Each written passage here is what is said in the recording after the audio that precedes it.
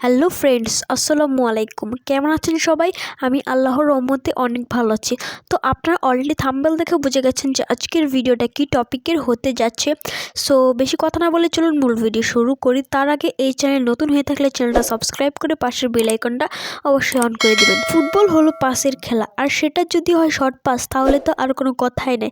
Pass পছন্দ করে না এমন মানুষ পাওয়া দুষ্কর। ডিএলএস এর প্রতিটা প্লেয়ারই স্বপ্ন একজন ভালো পাস খেলার, আর যেটা কয়জনই বা পারে। বিভিন্ন ভুলের কারণে পাস এলোমেলো হয়ে যায়। এটার মূল কারণ হচ্ছে ফরমেশন। আমি আজকে বলবো ডিএলএস 25 এর টপ 5 ফরমেশন। সো ভিডিওটি 1 সেকেন্ডও স্কিপ না করে সম্পূর্ণ ভিডিওটা দেখতে থাকুন।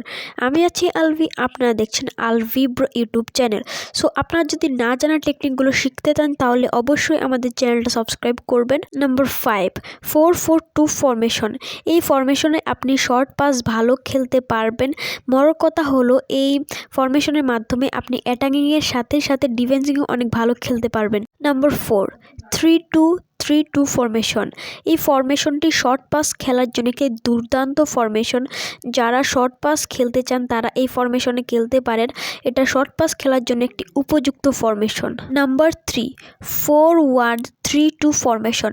যারা শর্ট পাস খেলতে পছন্দ করেন এটা তাদের জন্য একদম উপযুক্ত অপশন। Number 2, 4-1-2-1-2 formation. এই ফরমেশনে প্রায় 70% মানুষই খেলে থাকে। বিশেষ করে এই ফরমেশনে আপনি লাইভ ম্যাচ অনেক ভালো খেলতে পারবেন। ব্যালেন্স মোডে আপনি খেললে এই ফরমেশনে অনেক ভালো খেলতে পারবেন। ডিফেন্সিং প্লাস অ্যাটাকিং মিলে এটি একটি অ্যাভারেজ ফরমেশন। Number 1, 4-3-1-2 formation. এই ফরমেশন যদি আপনি ব্যালেন্স মোডে খেলেন তাহলে অনেক ভালো খেলতে পারবেন। এই ফরমেশনটি অপোনেন্টের বুকের কাঁপুনি ওঠার মতো একটি ফরমেশন। বিশেষ করে এই ফরমেশনে আমি নিজেও খেলে থাকি।